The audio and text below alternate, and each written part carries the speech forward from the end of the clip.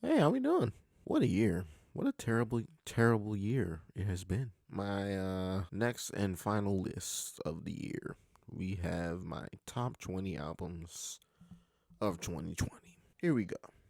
Coming in at number 20, we have Positions by Ariana Grande. When I first listened to this album, I was not, I was disappointed. Mainly because this, I think, was a step back from her last album, which I liked very much and actually really made me start to listen to Ariana Grande more. And that album was, of course, Thank You Next. I just thought, that album was full of very memorable songs and her sound was really defined. I just thought this was a step down.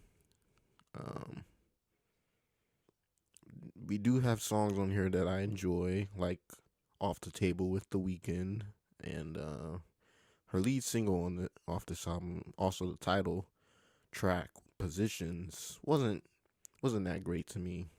I just thought it was kind of, I don't know, just generic, your generic pop song, which I thought, Ariana could do better. Number 19, we have The Slow Rush by Tame Impala. When I first listened to this album, I thought, yeah, this was pretty great because I thought Tame Impala could do no wrong. I mean, the album before that, I think it was Currents, came out 5 years ago. And to come back with something, obviously they had high expectations, or I had high expectations. So, yeah, I mean, I liked it. And then for a while, the songs didn't really age well for me. So, number 18, we have Shoot for the Stars, Aim for the Moon by Pop Smoke. This actually surprised me. I didn't really listen to Pop Smoke before this album. Um, but once I did, I was thoroughly impressed by a few of these songs off the album. I'd say for the most part, the album was it had more tracks that I enjoyed than I did not. I'm not a big fan of Dior. Sue me. But I mean, there you have it. Number 17, we have Heaven or Hell by Don Toliver. Um, yeah, I mean, I think Don Toliver is an act or an artist that is up next. His sound, his voice is so melodic and new and fresh, and I believe he's going places. Like, haven't really heard someone sing rap like this before. Mostly sing. But hey, put it in the category of rap and you got something special. So, number 16, we have Nightmare Vacation by Rico Nasty. A late entry because it did come out in December. And it came out last week actually. But big fan of Rico. My first time listening to her was actually last year's project with Kenny Beats, and really liked that one. So, and to listen to this feels like or sounds like something that came out not even well, considering the fact that it came out almost 2 years later. It does sound like something that came out 2 years later, but what I'm trying to say is it sounds like something that came out in a long after a long period of time. Like it really sounds like she took her time with this project. So okay, number 15 we have Ho Why Is You Here by Flo Milli. I didn't really listen to Flo Milli before her album. Like I knew she had singles out like her Beef Flow Mix, which actually is my favorite off this album. I know that came out last year, but yeah, I mean, this album is just basically an album full of bangers. Something that I like better than Cardi B. A little better than Megan Thee Stallion because her album such a huge disappointment. A reason why that hasn't made my list, but hey, uh, yeah, um, just a solid act. Flo Milli is, and I think she's gonna be around for a long time. Number 14, we have It Is What It Is by Thundercat. Oh man, what can I say about this album? It's R&B that's more rhythm than blues, if you know what I mean. Makes you want to dance, makes you want to chill with your girl and talk about whatever. And anything that I can just sit through and just have a conversation to, I consider that to be pretty solid. So, number 13, we have Unlocked by Denzel Curry and Kenny Beats. What a great appetizer to what is coming by Denzel Curry. Denzel Curry, it really does no wrong. Like, I've heard everything. Well, not, I guess, not everything by him, but everything since Taboo. Yeah, I believe Denzel Curry can do no wrong, you know? I don't know. If you're a Denzel Curry fan, you should be happy with what he's able to do in just 8 songs with a pretty great producer in Kenny Beats. Number 12, we have Eternal Attain by Little Uzi Vert. So, I didn't really, again, we're getting to albums that really got me to like artists like Little Uzi Vert. Didn't really like him before this, I'm gonna be honest. I didn't listen to, cause like, if I hear a song by an artist that's like their most popular and it's something like boring, like I guess EXO Tour Life was his most popular song at one point, and I don't know, listening to that, I was just like, yeah, I don't really care for this, and I don't know. This project though, Eternal Take has made me really like the kid, and yeah, you got songs like Prices and Silly Watch, You Better Move, Bust Me, Venetia. It's just great stuff, you know?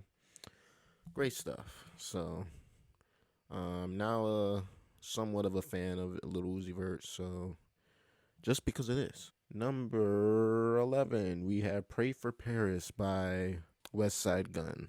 I feel like I should have went back and listened to this album again because it's kind of been a while, but I do go back to songs like French Toast, which is actually on my top 40 song. Watch that video to see where it's ranked. Just I'm so glad I got hip to the Griselda camp because they make albums like this individually, which are great, and then they come together and make albums like WWCD. It's just pretty great, you know, and it's that boom bap, that classic rap that you could listen to, and it's like bringing back that 90s era of rap, you know, and it's great. Number 10. All right, top 10.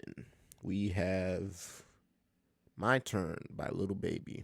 So, this album, I would say, was definitely a surprise for me because I didn't really like Little Baby um, before this. He didn't really impress me with stuff with songs like I guess that song with Drake was okay, but I don't know. Once I heard that line, "Wham, bitch, I'm the baby," I'm just like, Jesus Lord. Yeah, there were a few songs on here that I bumped throughout the year. Like I really came back to, and in my opinion, if you have an album with songs that you have in order from back to back to back that are great, at least 3 in a row, you have an album for me. And he does that. Starting with Live Off My Closet with Future, he has like 5 in a row songs that I came back to. Um, and then after that, we have No Sucker, and then Gang Signs. So yeah, I mean, I wasn't expecting this from Lil Baby, and I'm really glad that he had this amazing year. Um, you know, coming out with uh, sort of a political message song with the bigger picture. Um, didn't really listen to that much, but I could appreciate it for what it is. Number 9, we have Burden of Proof, another Griselda member, and Benny the Butcher. My favorite, actually. My favorite member of Griselda. Benny, I believe, is just, I don't know. I believe he's the best rapper of the group. And the reason why I like him better than Conway is maybe just like the way he flows on certain tracks and his not his delivery per se, but I don't know. I would say he has the bars, you know. Conway definitely has the bars too, but yeah, and that's not Kid West Side Gun either, but let's talk we're talking about Benny. We're talking about Burden of Proof. And this album is just great. And people are gonna hate me because I'm not talking about Conway's album, but I don't even want to get into why I'm not. Yeah, I this is my list. So again, you can fight me. There are no duds on this album. Like I think on all my top tens, other than My Turn. No, I'm sorry. When we get to my top 5, there are no duds. But let's get on to number 8, which is No Pressure by Logic. Logic is ahead of so many great albums, but I'm gonna tell you why. For me personally, I was not a big Logic fan, but I was happy to see someone from Maryland, which is where I'm from, come up and basically, after seeing or hearing his story, um, I was pretty proud being from the DMV, you know. I wouldn't say he doesn't rep it like I would want him to, but I think he has his reasons. Um, but yeah, Logic really comes back to form on this album. One thing, he actually like writes for like on this album. Like he takes his time, even though I think it was said that the album was written in like 4 weeks. But hey, I mean, at least it was written unlike his last album, which I think was all freestyles or whatever. But yeah, it just sounds a whole lot better. Um, it's a great way to end your career, or so he says. There are songs on here that I definitely came back to, and very few songs that were not good. You know what I mean. Number 7, Detroit 2. I re-listened to this album yesterday, I think, and I could have ranked this a little higher after listening to it, but I think I'm happy with where it is right now still at number 7 on my list. Big Sean, would I say this is his best album? I'm going to say no, only because I still believe Dark Sky Paradise was a better album or is a better album because I feel like it's more concise, definitely more concise. There are fewer songs where I was like, yeah, you could have done without this. But yeah, I mean, I feel like Dark Sky Paradise has like no skips, whereas Detroit 2 definitely has some skips. Um, like In Time is god awful, but I can overlook In Time for songs like Deep Reverence, the first 2 songs, Why Would I Stop and Lucky Me, Zen the Fuck Out, and Guard Your Heart. Guard Your Heart, what a great song. You think it's gonna go one way and it doesn't. And it's just great. Also, I don't mind Friday Night Cypher. I think it's a mess, but I think it's like a beautiful mess, if that makes any sense. All right, number 6, we have Savage Mode 2, 21 Savage and Metro Boomin. I didn't really listen to the first Savage Mode, nor did I listen to the Issa album, but after listening to I Am Greater Than I was impressed by how much growth 21 has had throughout the past few years. And while I don't believe Savage Mode 2 is better than I Am Greater Than I do believe it is full of songs that elevate 21's status, you know. You got songs like Glock in My Lap, Mr. Right Now, Rich Nigga Shit, Many Men, Brand New Draco. I mean, they all really speak for themselves. And 21's flow on this has really improved. Like, his flow in general has really improved and it shows in this project. Plus, the production from Metro is on point, you know. 21 and Metro are a duo that is unmatched.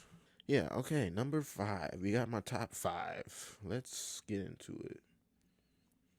Number 5, we have Alfredo by Freddie Gibbs and The Alchemist. I really listened to a few albums from my top 5 just to make sure I have them in the right place. And yeah, I believe this is in the right place for me.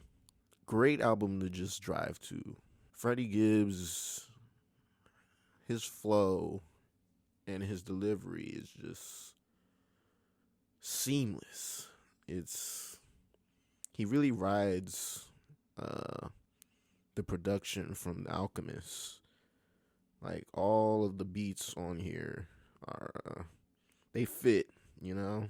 They fit with Freddie's raps, if that makes any sense. Yeah, I mean, Freddie, he makes being a drug dealer sound cool and like the lifestyle of a king, you know? And it's pretty amazing. All right, number 4, we have 3:15:20 by Childish Gambino. I don't believe this album was appreciated enough. And I think it got some hate that I don't think was deserved. And I don't really understand why. Because, I mean, maybe it is mixed a little weird, but I can overlook that. Especially when I think, you know, especially when I can't really tell myself. And especially when the songs on this album are just great, you know, and they all flow with each other. It's like these songs were just made after a long or throughout a long period of time, which I guess you could say they were because, you know, his last album, Awaken My Love, came out in like 2016, the end of that year.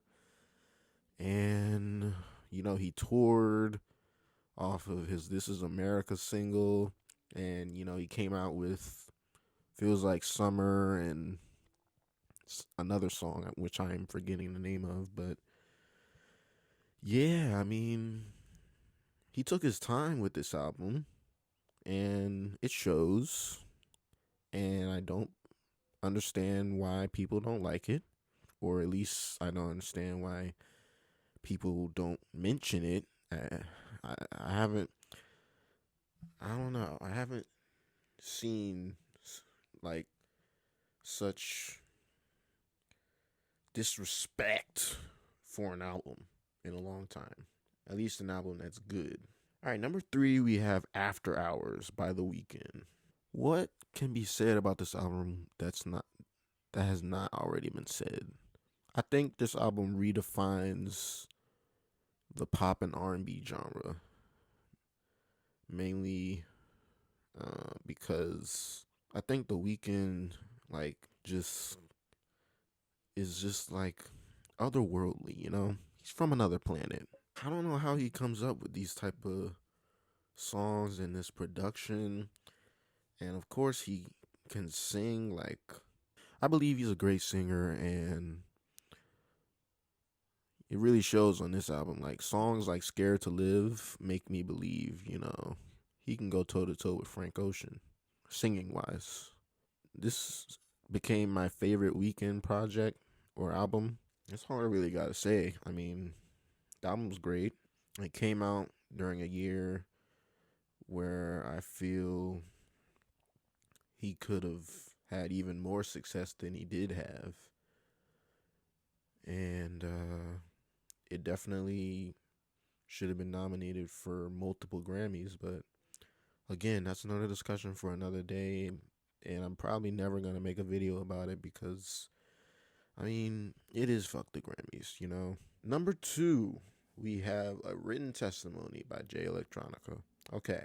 A Written Testimony is, I think, an album people have been waiting for because Jay Electronica has shown that he has the ability to rap better than some of your favorite rappers. I don't think he was out rapped by Jay-Z. I'm going to be honest. I do believe this is Jay-Z's best work. I mean, they might as well have called this a collab album because that's basically what it is, I think, in my opinion. But go ahead and call it a Jay Electronica album. But I do not believe Jay-Z out-rapped Jay Electronica. I don't believe Jay Electronica out-rapped Jay-Z. I believe they both rapped at the same level. The bars on this album were crazy.